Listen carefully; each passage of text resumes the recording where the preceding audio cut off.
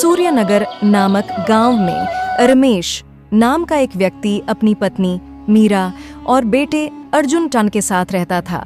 रमेश के पास गांव की सबसे बड़ी किराने की दुकान थी। उसकी दुकान बहुत अच्छी चलती थी क्योंकि वहां हर चीज उत्तम क्वालिटी की मिलती थी। रमेश की दुकान से अच्छी कमाई होती थी और उसका घर भी गांव का सबसे सुंदर और बड़ा घर था।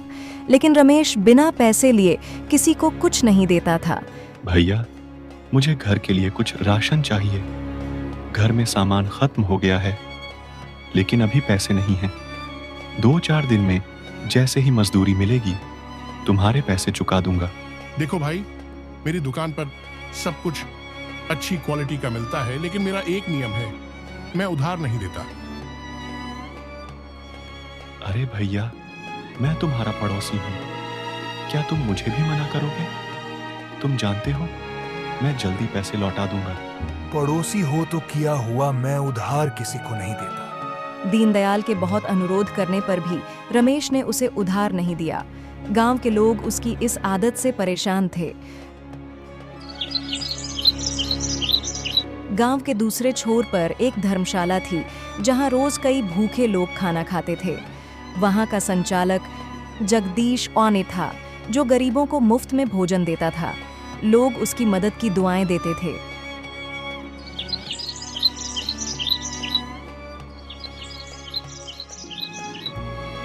बेटा, ईश्वर ने तुम्हें बहुत दिया है, थोड़ा दान पुण्य करो। अगर बड़े दान नहीं कर सकते तो कम से कम जरूरतमंदों को उधार में सामान दे दिया करो। मुझे अच्छे से पता है कि मुझे क्या करना है और क्या नहीं। मुझे किसी की सलाह की जरूरत नहीं है।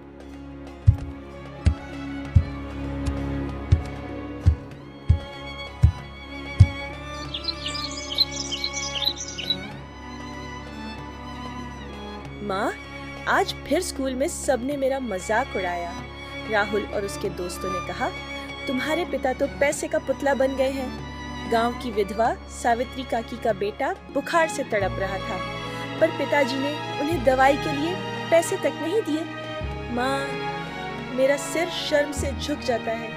पिताजी के पास इतना सब कुछ है, फिर भी वे किसी की मदद क्यों नहीं करते? बेटा, तुम्हारे पिता को समझाना ऐसे ही है जैसे पत्थर पर लकीर खींचना। कल ही तो मैंने उनसे गांव के उस अनाथालय के लिए दान देने को कहा था, पर उनका जवाब सुनो। ये सब भिखारियों को आदत डालने वाली बातें हैं। मैं रोज मंदिर में प्रार्थना करती हूँ कि भगवान उनका हृदय परिवर्तन करें। पर माँ, गांव वाले तो अब खुलकर कहने लगे हैं कि पिताजी ने अपनी दुकान के तहखाने में सोने के सिक्कों से भरा खजाना छुपा रखा है।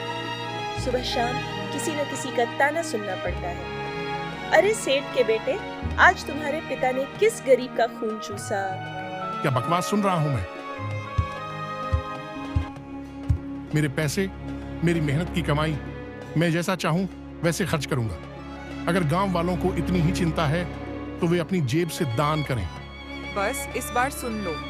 कल जब उस बेचारी विधवा ने अपने बच्चे के लिए दूध मांगा था। बस करो, मैंने साफ कह दिया है, कोई उधार नहीं। न दूध, न दवा, न अनाज। ये दुकान है, भिखारी खाना नहीं।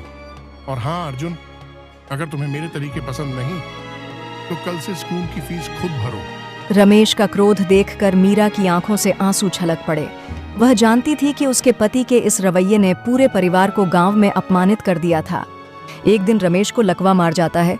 उसे इस बीमारी की हालत में देखकर गांव वाले कहने लगे, देखा ना, अहंकार का अंत ऐसे ही होता है। अगर थोड़ा भी दान पुण्य किया होता तो आज किसी की दुआ काम आती। सच कहा, इसने तो कभी किसी गरीब को एक रोटी तक नहीं दी। अब ईश्वर ही इसका मालिक है। मैंने तो पहले ही कहा था, पैसा सिर चढ़कर बोलेगा। आज वही हुआ। अर्जुन को दुकान में एक रजिस्टर मिला जिसमें धर्मशाला को दिए हुए पैसे की लिस्ट थी। ये देखकर अर्जुन रामू काका से पूछता है कि रामू काका, ये रजिस्टर, इसमें लिखा है कि पिताजी हर महीने धर्मशाला को पैसे देते थे। ये सच है? हाँ बेटा, सेठ जी पिछले 5 साल से गुप्त रूप से धर्मशाला का सारा खर्च उठा रहे थे, पर उन्होंने सख्त हिदायत दी थी कि किसी को पता न चले। पर वे तो कभी किसी को उधार तक नहीं देते थे। गांव वाले उन्हें कंजूस कहते थे। बेटा, असली दान वही होता है जो छुप कर किया जाए। सेठ जी कहते थे, जब दान का ढिंडोरा पीटा जाता है तो उसका फल नष्ट हो जाता है। वे चाहते थे कि उनका बायां हाथ भी न जाने कि दायां हाथ क्या दे रहा है। पिताजी, मैं आपको कभी समझ नहीं पाया। आप सच में महान हैं। तभी अर्जुन धर्मशाला जाकर जगदीश से मिलता है। आज मुझे एक सच पता चला है जिसने मेरी सोच ही बदल दी।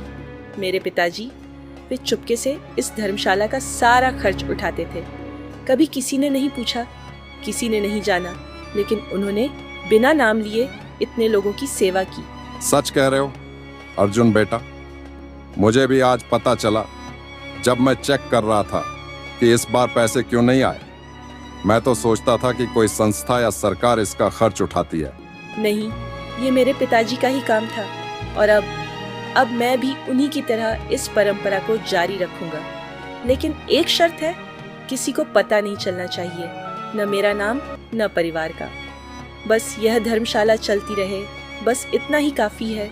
तुम्हारे पिताजी तो सच में महान थे और तुम भी उन्हीं के बेटे हो। मैं वादा करता हूँ यह रहस्य मेरे साथ ही दफन होगा। कुछ दिनों बाद रमेश ठीक हो जाता है।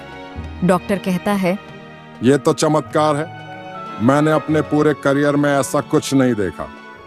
रमेश जैसे मरीज आमतौर पर इतनी जल्दी ठीक नहीं होते।